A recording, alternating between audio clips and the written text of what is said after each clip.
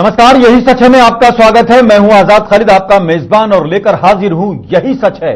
यही सच है कि अगर बात करें लोकतंत्र की, तो सरकारों की जिम्मेदारी है कि अपने वोटर को, अपनी जनता को बेहतर सुविधाएं मुहैया कराएं, खासतौर से पानी, हवा और अगर वातावरण की बात करें उसके साथ साथ स्वास्थ्य को लेकर भी जिम्मेदारी सरकार की ही बनती है, जवाबदेही बनती है। जिम्मेदारी के साथ साथ जवाबदेही तक अगर देखा जाए तो सरकार की है। लेकिन उत्तर प्रदेश से पिछले कुछ दिनों में ऐसी खबरें आई हैं जिसमें कई लोगों की मौत हो गई है। आज भी हरदोई और सीतापुर से कुछ ऐसी खबरें आई हैं कि लगभग दर्जनों लोगों की मौत की खबरें आई हैं। ये वो प्रदेश है जहां पर अगर बात करें हाल ही में जो घटनाएं हुई वो तो चर्चा में थी ही, लेकिन अगर आप पिछले कई सालों का रिकॉर्ड देखें तो वो भी कहीं ना कहीं गंभीरता को एक तरह से इंगित करते हैं। और अगर आज की बात करें तो यूएनओ की एक रिपोर्ट में कहा गया है कि 2017 में लगभग 8 लाख बच्चों की मौत हो गई है। ये अगर इंटरनेशनल सीन है, हालांकि इसको भी ये कहा गया है कि ये कम हुई है। कम होने के बाद अगर 8 लाख है तो कम से कम ये जरूर आज सवाल बनता है कि हमारी सरकारें क्या कर रही हैं। केंद्र की सरकार हो या उत्तर प्रदेश की सरकार हो या पूरे देश में जो सिस्टम है उसको लेकर अगर बात करें, जनता के स्वास्थ्य के साथ जो खिलवाड़ हो रहा है उसको लेकर चर्चा की जाएगी। लेकिन यह सिर्फ जनता की ही जिम्मेदारी, सरकारों की जिम्मेदारी है या जनता को भी कुछ करना है, इस पर भी आज हम चर्चा करेंगे और ये जानने की कोशिश करेंगे कि बरसात के बाद अक्सर जब ये कहा जाता है कि मौसम बदल रहा है या मौसमी बुखार फैल रहे हैं या वाटर बोर्न डिजीजेज हो रही है, इस पर हम चर्चा करेंगे। एक पैनल जुड़ेगा, लेकिन आपको सबसे पहले दिखाते एक रिपोर्ट।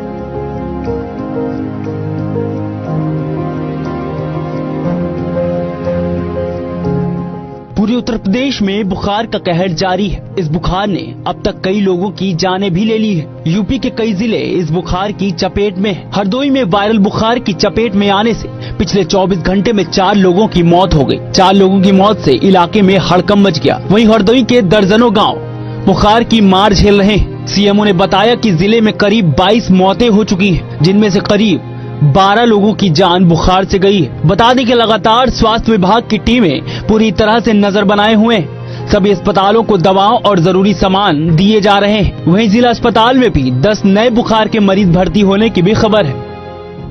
हमारे हरदोई जनपद में अब तक लगभग 22 मौतें हो चुकी है।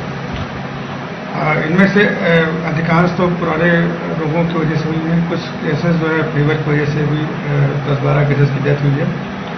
4 ब्लॉकों में अभी तक हमारे प्रभावित हैं, जिनमें संडीला, बेहंदर, हरियाणा और टेढ़ियामा, ये 4 ब्लॉक प्रभावित हैं।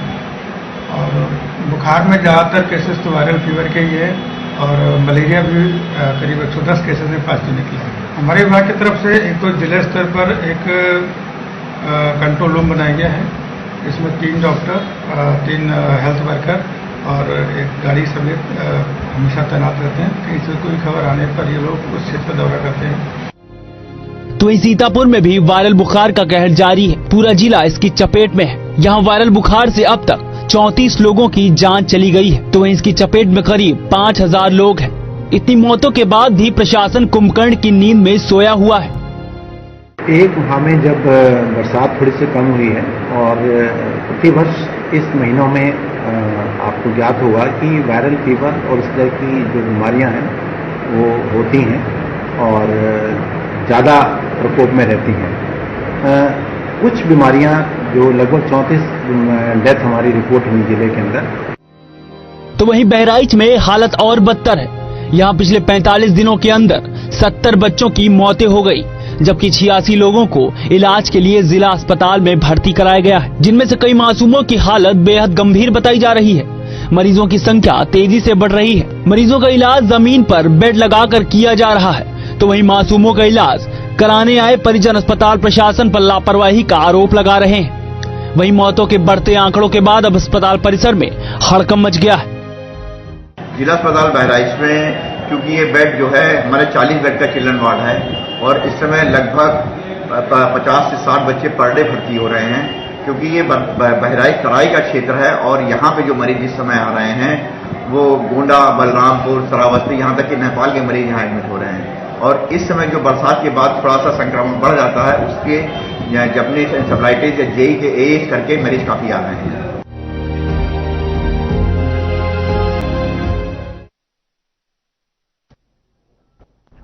जी हां, यही सच है कि डबल इंजन वाली सरकार मौजूद है उत्तर प्रदेश में, क्योंकि सूबे में बीजेपी की सरकार है और केंद्र में भी बीजेपी की सरकार है। जनता को उम्मीद थी कि अब बहुत चीजें होंगी, लेकिन जो विजुअल्स हमने आपको दिखाए, जमीन पर लेटे हैं, बेड नहीं है। अगर बात करें जिस तरीके से प्रकोप बढ़ा है, कोई ये पहली बार नहीं है, लेकिन हर साल होता था।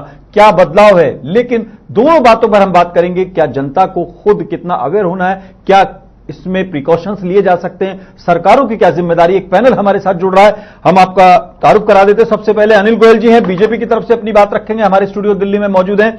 हमारे साथ ऋषि पांडे जी हैं, कांग्रेस की तरफ से। ऋषि जी, बहुत बहुत स्वागत है आपका।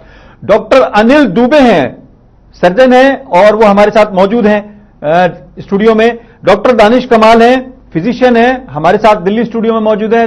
दानिश कमाल, बहुत बहुत स्वागत है आपका। सैयद जुनैद हाशमी है, जम्मू स्टूडियो में हमारे साथ, न्यूज पॉइंट के एडिटर हैं। सैयद जुनैद हाशमी, बहुत बहुत स्वागत है आपका। हम सबसे पहले चलना चाहेंगे, अगर बात करें, हालांकि बनती बात जो है सबसे पहले अनिल गोयल जी के पास चलने का है, लेकिन आज मैं पूछना चाहता हूं, हमारे साथ अनिल दुबे जी हैं। अनिल जी, क्या आपको लगता है, दुबे साहब, डॉक्टर साहब, कि मौसमी बुखार है, मौसम बदल रहा है, बरसात के बाद ऐसी आमतौर पर बीमारियां हर साल फैलती हैं, क्या यह मान लेना चाहिए कि ऐसा होता रहेगा, यह इसको रोका भी जा सकता है? होता है, और स्पेशली जब दिन और रात का टेम्परेचर में काफी फर्क होता है, तो ऐसे समय में वायरल फीवर्स के फैलने की काफी संभावना होती है, पर इनको रोका जा सकता है। एक्चुअली वायरल फीवर को अगर हम कंट्रोल करने की बात करें तो हमारे पोषण से उसका डायरेक्ट संबंध है। अगर हमारी इम्यूनिटी अच्छी है तो हमें वायरल इन्फेक्शन अगर होगा भी तो एक माइल्ड फॉर्म में होगा, एक कम फॉर्म में होगा, एक कहना चाहिए उसका बहुत ही एक अत्यंत कम प्रभाव पड़ता है। और अगर हमारा पोषण, अगर हम कुपोषित है, अगर हमारा पोषण सही नहीं है, हमारे आसपास का एनवायरमेंट सही नहीं है, साफ सफाई सही नहीं है, हमारी प्रतिरोधक क्षमता काफी कम है, तो यही वायरल हमारे लिए जानलेवा हो जाता है, जो न केवल बुखार बल्कि मौत का भी कारण बनता है, जैसा कि अभी आपकी रिपोर्ट में दिखाया गया है। तो कुछ हमारी जिम्मेदारी है और कुछ, जैसे आप कह रहे हैं, सरकार की भी जिम्मेदारी है।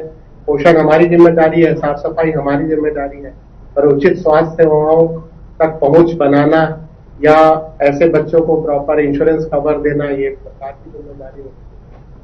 लेकिन जो आपने बताया, इसमें कोऑर्डिनेशन की आपको लगता है जरूरत है, लेकिन अगर देखा जाए जिस तरीके की व्यवस्थाएं दिख रही हैं, जमीन पर बच्चे लेटे हुए हैं, बेड, अगर वहां पर रोजाना 50 से 60 बच्चे रोजाना भर्ती हो रहे हैं, तो सैकड़ों की तादाद अगर हो सकती है 2-3 दिन में, और बेड 40 ही है, तो क्या आपको लगता है कि इसको इंप्रूव करने की जरूरत है सरकारी स्तर पर?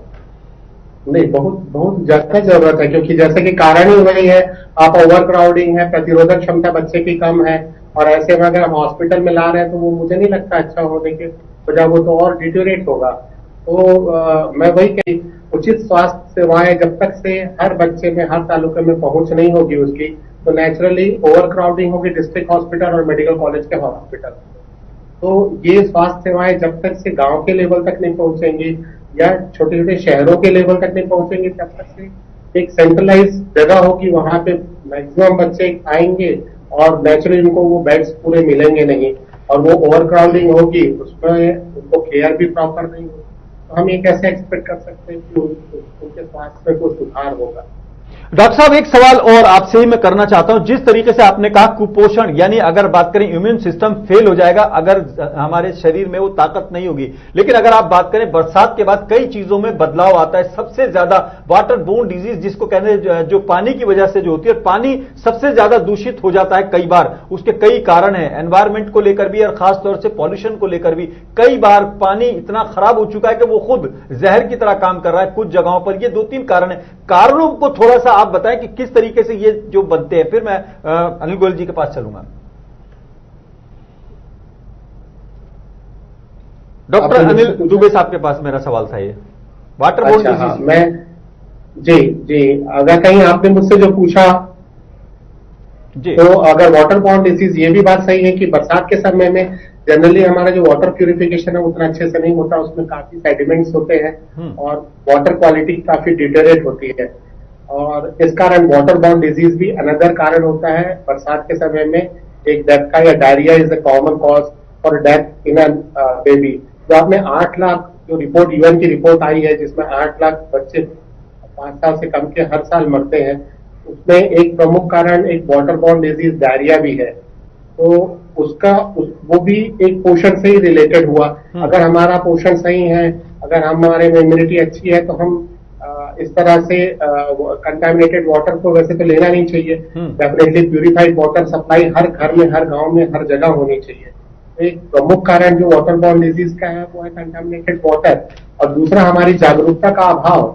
हम जब घर के आसपास जो ट्यूबवेल यूज करते हैं, कुआं यूज करते हैं, या समटाइम्स हम तालाब से भी पानी ले लेते हैं, जैसा मैंने गाँव में कई बार देखा है, तो ये जागरूकता का भी अभाव रहता है। और फिर बरसात के समय में तो ये ठीक है डॉक्टर साहब, मैं आपके पास आऊंगा दोबारा। और आपने जो कहा जागरूकता का अभाव, लेकिन यहां पर मैं ये सवाल लेकर अनिल गोयल जी के पास जाना चाहता हूं। डबल इंजन की सरकार आपने दी है, आपने वादे किए थे और चुनावी रैलियों में आपने कहा था कि आपने केंद्र में तो सरकार बनवा दी है, अब अगर प्रदेश में भी सरकार बनेगी तो हम वहां पर रहेंगे और यहां पर योगी जी रहेंगे या यहां के मुख्यमंत्री रहेंगे।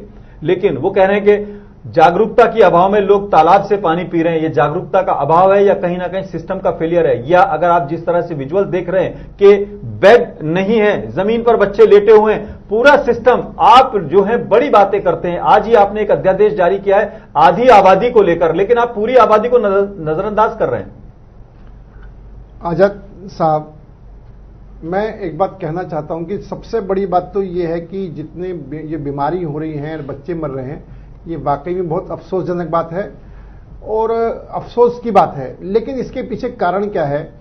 इसके पीछे सारी पिछली सरकारें हैं। रातों रात में ना डॉक्टर तैयार हो सकते हैं, रातों रात में ना हॉस्पिटल तैयार हो सकते हैं। निश्चित तौर पर डॉक्टर और हॉस्पिटल तैयार होने में समय लगता है। लेकिन आपने अपनी चुनावी रैली में कभी ये नहीं कहा कि हमको 5 साल में नहीं कर पाएंगे। सर मेरी सुन तो लें, इसलिए इस बात को हमें देखना होगा कि ये चीज रातों रात में तैयार नहीं होती। लेकिन मैं इसके साथ साथ मैं बता देना चाहता हूं यूपी सरकार के लिए विशेष करके ही, कि आप ये लगाएं कि यूपी सरकार, हमारी सरकार ने, उत्तर प्रदेश सरकार ने, योगी सरकार ने गांवों के अंदर 1300 नए उप स्वास्थ्य केंद्र खोलने की घोषणा करी है, जो बहुत जल्दी खुलने वाले हैं। 2400 नए, जब तक वो नहीं खोलेंगे तब तक हम मान लें। सर मेरी बात तो सुनिए, चीजें जानकारी बढ़ा रहा हूं, मैं आपको रोक नहीं रहा, आपके दावे पे शक नहीं कर रहा। आजाद जी, लेकिन ये घोषणा की बात हुई, मैं कह रहा हूं जो हुआ उसको बताएं। आजाद जी, मैं वही कह रहा हूं। ठीक है। और इसके अलावा 2400 नए डॉक्टरों की भर्ती हो रही है, हजारों की संख्या में नर्स और पैरामेडिकल स्टाफ भर्ती होगा। राष्ट्रीय स्वास्थ्य मिशन के तहत 1409 अलग से चिकित्सकों की नियुक्ति की जाएगी। 11,440 नए उपकेंद्रों को स्थापित किया जाएगा। ये सब सरकारों ने सारी योजना बना करके इसको पाइपलाइन में ला करके हम इसको जमीन में लाने वाले हैं। और एक सबसे बड़ी बात आपको और बताएं कि हमारी सरकार ने 500 नए उप स्वास्थ्य केंद्र, उप स्वास्थ्य केंद्र खोले हैं, जिससे कि वो उनका इलाज जो है वो निश्चित तौर पर सारी बीमारी उनको पता चलेंगी और उसका वो कंप्यूटराइज सिस्टम उनका इलाज होगा। तो ये सब चीजें एकदम नहीं होती, लेकिन इन सब चीजों पर करने पर सरकार पूरी तरीके से प्रयासरत है और पूरी तरीके से इस काम के ऊपर लगी हुई है। और मैं एक बात और कहना चाहता हूं आपको, उसको माइंड मत करना, पहली बार अगर भारत सरकार ने पहली बार सोचा है तो जो मरीज हैं उनका कोई मौलिक अधिकार है, मरीज हैं उनके मौलिक अधिकारों का ध्यान देने के लिए हमने गाइडलाइन तैयार करी है कि जिस गाइडलाइन पर मरीजों के साथ अन्याय नहीं होने देंगे। उदाहरण के लिए कि मरीजों के साथ उनको डॉक्टरों का कैसा व्यवहार हो, हॉस्पिटल का कैसा व्यवहार हो, और उनके जो व्यवहार आप विजुअल में देख रहे हैं सर, और अन्य जो अधिकार हैं उन अधिकारों का भी मसौदा जारी करा है। ठीक है। उदाहरण के लिए मैं बताऊं, जैसे बिल भुगतान, अगर किसी को कोई भी मरीज है वो पेमेंट नहीं कर पा रहा तो उसको डिस्चार्ज से हॉस्पिटल नहीं रोक सकता, हॉस्पिटल को इसको डिस्चार्ज। ठीक है, वो आगे हम चलेंगे। हमारे साथ दानिश कमाल, डॉक्टर दानिश कमाल मौजूद हैं, फिजिशियन है। आपके यहाँ क्या कुछ इजाफा हुआ है मरीजों का, खास तौर से सरकारों की तो आपने बात देख ली है, जिस तरह से अनिल गोयल जी कह रहे हैं कि सरकार जो कर रही है लेकिन वो जो दिख रहा है, लेकिन क्या जनता अपने स्तर पर भी करे? क्या अभी आपके अपने उसमें क्या हालात है और क्या आप सजेशन देना चाहेंगे कि लोग कम से कम हॉस्पिटल जाने लायक तो बने? जैसे डॉक्टर अनिल दुबे ने कहा कि कुपोषण एक वजह है। देखिए आजाद भाई, इसके अंदर दो बहुत इंपॉर्टेंट चीजें हैं। बुखार अगर फैल रहा है वायरस या बैक्टीरिया से किसी भी तरह से, तो उसमें दो इंपॉर्टेंट चीजें हैं। पहली प्रिवेंशन, कि उसका बचाव किस तरह से किया जा सकता है, हर साल ये बुखार ना फैले, और दूसरा हम या हमारी सरकारें या हमारा सिस्टम उसका इलाज करने में कितना सक्षम है, किस हद तक कर पा रहे हैं उसका इलाज हम। तो प्रिवेंशन का जो मामला है, जितने भी वायरस हैं, मान लीजिए एक एडिस इजिप्टी जो मच्छर है अपना, जो हमारा एक है फीमेल मच्छर, वो जो वायरस से संक्रमित होता है, तो ऐसा नहीं है कि मच्छर जब पैदा हुआ तभी से उसके अंदर वायरस है, उसके पेट में वायरस आएगा और 8 से 10 दिन का एक प्रोसीजर होता है, जिस प्रोसीजर में उसके सलाइवा तक वायरस पहुंचेगा। फिर वो सलाइवा जब हमारी ह्यूमन बॉडी पर आएगा, बॉडी को काटेगा किसी इंसान के, तो उसकी बॉडी में वो सलाइवा के जरिए वो वायरस पहुंचेगा। तो इसमें बहुत इंपॉर्टेंट चीज ये है कि जब हमें इस प्रोसीजर का मालूम है कि मच्छर के आने के बाद मच्छर के सलाइवा में वायरस आएगा, फिर वो ह्यूमन बॉडी में जाएगा, उसके बाद वो वायरल डिजीज हमारी बॉडी में होगी, तो गवर्नमेंट को या एजेंसियों को, जो इस एजेंसी जो काम कर रही है, उनको जानकारी लेकर के और एक पहले से प्रिवेंटिव कदम उठाना चाहिए। फॉगिंग मशीनों का ज्यादा से ज्यादा इस्तेमाल करना चाहिए। आज ही मैं एक व्हाट्सएप पे पढ़ रहा था, सहारनपुर की एक न्यूज थी कि वहां पर ग्राम प्रधान क्या करते हैं, फॉगिंग मशीनों के लिए 10,000 रुपए निकाल लेते हैं और फॉगिंग मशीन का इस्तेमाल ही नहीं कर रहे। अगर हम फॉगिंग मशीन का टाइमली इस्तेमाल करेंगे और उसकी वजह से मच्छरों को हम इनएक्टिव कर देंगे, तो मच्छर काट ही नहीं पाएगा, तो काफी हद तक तो रोकथाम ऐसी लग जाएगी हमारे इसके ऊपर। ठीक है। एक चीज, दूसरी बात यह है कि अब हमको ये देखना है कि साहब हमारा वायरल डिजीज होने के बाद हम ट्रीटमेंट कितना कर पा रहे हैं पेशेंट का, हम किस लेवल तक पेशेंट्स तक पहुंच पा रहे हैं। आप देखिए आज भी उत्तर प्रदेश के अंदर बहुत सारे डिस्ट्रिक्ट्स ऐसे हैं उत्तर प्रदेश में जहां 20, 25, 30 किलोमीटर तक कोई भी क्वालिफाइड डॉक्टर नहीं है या सरकारी अस्पतालों की सुविधा नहीं है वहां पर, तो पेशेंट वहां तक पहुंच ही नहीं पा रहा है। लोगों में जानकारी के अभाव है बहुत ज्यादा। वायरल डिजीज को, डेंगू को लेकर इतना लोगों में डर बैठ गया है, डेंगू और इस तरह की चीजों को, बीमारियों को लेकर, कि लोग आधे से ज्यादा डर से खत्म हो जा रहे हैं। इससे पहले जैसे डॉक्टर साहब ने बताया, डॉक्टर अनिल ने, कि इम्यूनिटी का बहुत बड़ा रोल है इसके अंदर, कुपोषण का बहुत बड़ा रोल है इसके अंदर। जब हमारी बॉडी का, हमारा इम्यूनिटी सिस्टम ही स्ट्रांग नहीं है, हम लड़ नहीं, क्योंकि वायरल डिजीज जो होती है, बेसिकली वायरस हमारी बॉडी में आता है और उसका, वायरस का एक पूरा लाइफ साइकिल होता है। उस लाइफ साइकिल के बाद वो हमारी बॉडी से एक्सक्रीट कर जाता है, निकल जाता है बॉडी से वायरस हमारी, ये समझिए आप। तो जब वायरस हमारी बॉडी से निकलकर बाहर चला गया, तो हमारी बॉडी इतनी पावरफुल हो जाती है हमारे, कि हम कम से कम उस वायरस से जो है लाइफ में दोबारा कभी वो वायरस हमारे पे अटैक नहीं कर सकता है। और डेंगू बहुत इंपॉर्टेंट चीज है जिससे लोग डर रहे हैं। 4 तरह का होता है। एक वायरस अगर डेंगू का हमारी बॉडी को एक बार संक्रमित हो गई उससे हमारी, और हम उसको वायरस से लड़ने में कामयाब हो गया पेशेंट हमारी इम्यूनिटी की वजह से, तो जीवन में दोबारा वो वाला वायरस हमारे को प्रभावित नहीं कर सकता। ठीक है, यानी आपको लगता है कि पेशेंट की मजबूती भी इसके लिए बहुत जरूरी है, लेकिन सरकारों का भी आपने रोल बताया। हम चलना चाहेंगे, हमारे साथ मौजूद हैं ऋषि पांडे जी, कांग्रेस की तरफ से मौजूद है। ऋषि जी, आपने अभी देखा कि हर साल जिस तरीके से बीमारियां होती हैं और उसमें मौतें होती हैं, तो स्वीकार कर लें या इसके लड़ने के लिए आपको लगता है कि कहीं कोई कमी है? किस जगह कमी आपको नजर आती है? क्या आम जिंदगी से इस तरह सा खिलवाड़ होता रहे और आप मानते रहें और इसको स्वीकार कर लेंगे? जहां तक मेडिकल सुविधा की बात है, मुझे याद है, अग्रवाल जी को पहले करेक्ट कर दूं, अग्रवाल साहब ने अभी एक झूठा आंकड़ा पेश किया है कि गोयल साहब, अनिल गोयल जी, हाँ, सॉरी, अनिल गोयल साहब ने एक आंकड़ा पेश किया है, वो सरासर जुमलेबाजी की तरह, जैसे इनके सरकार है जुमलेबाजी की, सेम उसी की तरह है। इनके प्रधान सेवक जी ने 2014 में वादा किया था कि मेडिकल सुविधाएं अच्छी की जाएंगी, मेडिकल कॉलेज खोले जाएंगे। उसमें ये रिपोर्ट कार्ड नहीं दे रहे हैं और एक पेश कर दिया कि ऐसे करेंगे। मेडिकल कंप्यूटराइज इलाज भी बोला, अभी इन्होंने लाइन ऐड किया था कि कंप्यूटराइज इलाज होगी। एक फिर जुमलेबाजी फिर से कर दिया इन्होंने। उसके बाद इन्होंने कुपोषण के लेकर भी, इनके जो सरकार है, मोदी सरकार है, इनके जो प्रधान सेवक है, उन्होंने बहुत बड़ा एक, मैं थोड़ा सा आपको राय दे दूं। जी, आप इनके कहते हैं ना देश के प्रधानमंत्री, थोड़ा सा हमें लगता है प्रधानमंत्री तो सभी के हैं। थोड़ा मैं ये नहीं कह रहा हूं कि आप माने, लेकिन मेरा एक आंकड़ा है मेरे पास, उसको मैं पेश कर देता हूं आपके सामने। तो इन्होंने कुपोषण के लेकर बहुत ज्यादा ढिढोरा पीटा था 2014 के चुनाव में कि कुपोषण में, और आज का जो रिकॉर्ड है, एनआरसी का रिपोर्ट है, 26% से ज्यादा आज भी कुपोषण के शिकार हैं बच्चे। उसमें इनके पास आंकड़ा झूठा आंकड़ा है, वो 2014 में, 2013-2014 में कितने थे वो बता दीजिए। सर आप मेरी बात सुन लीजिए, पहले आप मेरी बात सुन लीजिए। दोनों आंकड़े, आप मेरी बात सुन लो सर, सुन लो आंकड़ा क्यों दे रहे हो जी? सर मेरी बात सुन लो सर। कुपोषण के मामले में 26% से ज्यादा, आपके सिर्फ बिहार की बात करें तो 26% से ज्यादा है। हर साल 10 से 12 से 15 लाख बच्चे कुपोषण के शिकार होते हैं, उनकी मौत हो जाती है। डेंगू, चिकनगुनिया, इनसे मौत हो जाती है। इनके मेडिकल सुविधाएं ऐसी है और मतलब बद से बदतर होती जा रही है। यूपी में देखिए अभी क्या हाल है, 60-70 बच्चे। ठीक है, ये काम नहीं कर रहे, कोई बात नहीं, आपने काम नहीं किया, आप बाहर हो गए, लेकिन अब विपक्ष की जिम्मेदारी तो निभाएं। जो बड़ा मामला हो रहा है, आप बड़े बड़े मामले तो उठा रहे हैं, ये छोटा मामला जो आम आदमी से जुड़ा है, इस पे तो कहीं आप नजर नहीं आ रहे, पूरी कांग्रेस कहीं नजर नहीं आ रही। जो इन्होंने झूठा वादा किया था, सड़क पे तो आप उतरेंगे, विपक्ष की जिम्मेदारी तो निभाएंगे। झूठा वादा, जो काम कर रहे हैं, आपको दिखा रहे हैं, जो झूठा वादा किया था सर, जो झूठा वादा किया था उसका आंकड़ा पेश कीजिए। बताओ ना, झूठा कौन सा वायदा क्या है सर? कांग्रेस का जब शासन था, मेडिकल कॉलेज जब आए थे कि 100 दिन के अंदर महंगाई कम कर देंगे सर, मेडिकल कॉलेज खोले गुना बढ़ी है सर, मेडिकल हुई है सर। आपने कितने मेडिकल करना कांग्रेस का काम है सर? कितने मेडिकल बताइए, कौन सा वायदा हमने झूठा करा? कितने मेडिकल कॉलेज खोले आपने, ये बताइए। आपने दिल्ली में ही मेडिकल कितने मेडिकल, आप इधर बदरपुर साइड में आप चले, दिल्ली में गौतमपुरी में एम्स खुला, जिसमें एम्स भी है और तुम्हारा होम्योपैथिक इलाज भी है, यूनानी इलाज भी है।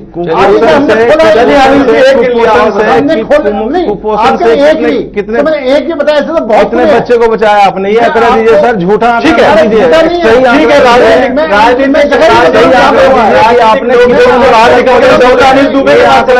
गौतमपुरी में हॉस्पिटल खुला, वो बता भी रहा हूँ सर। आप जाकर के मौके पर ये राजनीतिक जो नोक-झोंक है, यही देश के लिए, देश की जनता के लिए सबसे घातक है। मैं आपको थोड़ा सा रोकना चाहूंगा ऋषि पांडे जी। डॉक्टर अनिल दुबे, दो तीन चीजें निकल के सामने आए, जैसे डॉक्टर दानिश कमाल ने भी कहा कि एक साइकिल है, खासतौर से अगर आप बात करें फॉगिंग मशीन को लेकर, या मच्छर को कंट्रोल करने के लिए, या उस वायरस को, उसके कुछ भी संवाहक हो सकते हैं, कुछ भी उसके लिए देखने कारण हो सकते हैं, लेकिन पानी एक वजह होती है। कई बार क्या आपको लगता है कि समय पर फॉगिंग हो जाए, समय पर पानी को की देखभाल हो जाए, और अगर चीजें सही हो तो ये हादसे या ये जो हालात हैं बिगड़ने से पहले कंट्रोल हो सकते हैं? हाँ बिल्कुल, वेक्टर कंट्रोल के बारे में डॉक्टर कमाल ने जो कहा है वो सही कहा है कि वही एक हमारे पास तरीका बचता है। अगर हम वेक्टर कंट्रोल करते हैं तो डेंगू टाइप की जो वायरल डिसीजेस है वो स्प्रेड होने से रुक सकती है। तो उसके लिए जो कॉमन चीज है वो है कि मच्छर को पनपने से रोका जाए, और उसके लिए स्टैग्नेंट वाटर। लेकिन कई बार सरकारी एजेंसीज ये भी शिकायत करती है कि हमारे पास बजट नहीं है, फॉगिंग मशीन के लिए तेल नहीं है, और भी चीजें, ये भी क्या समस्या आती है, या आपको लगता है कि एग्जीक्यूट करने में क्या परेशानी आती है, फिर क्यों नहीं करते? देखिए, प्रॉपर एलोकेशन ऑफ बजट और वो प्रॉपर चैनल से प्रॉपर जगह तक पहुंच पाए। जैसा कि अभी एक एग्जांपल आपके प्रोग्राम में मैंने सुना कि एक ग्राम सरपंच है, वो जो है 10,000 रुपए इशू करते हैं और उससे फॉगिंग मशीन नहीं आती, वो कुछ और यूज हो जाता है। जब तक से इस तरह के लूपहोल्स रहेंगे तो मैं नहीं समझता कि आप कोई भी प्रोग्राम एयर कंडीशन ऑफिस में बनाएं और वो नीचे गांव के लेवल पे या जमीनी लेवल पे वो एग्जीक्यूट हो पाएगा। तो बनते तो सारे हैं, साफ सफाई के लिए सारी गाड़ियां रिएम्बर्स होती हैं, फॉगिंग मशीन खरीदे जाते हैं, पर वो कहाँ यूज होते हैं, किस जगह पे यूज होते हैं। और जनरली जो देखने में आया है वो ऐसा आता है कि वीआईपी एरियाज में तो बार बार दिन में 4 बार फॉगिंग होती है, और मैं नहीं समझता किसी गांव में।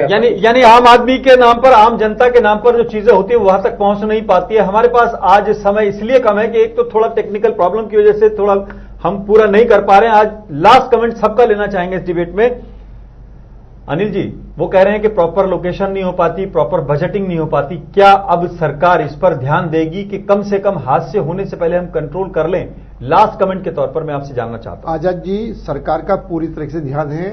फॉगिंग मशीन का सवाल यहां तक है कि हमारी दिल्ली नगर निगम प्रत्येक इतवार को, संडे को भी स्कूलों के अंदर जाकर के फॉगिंग कर रही है।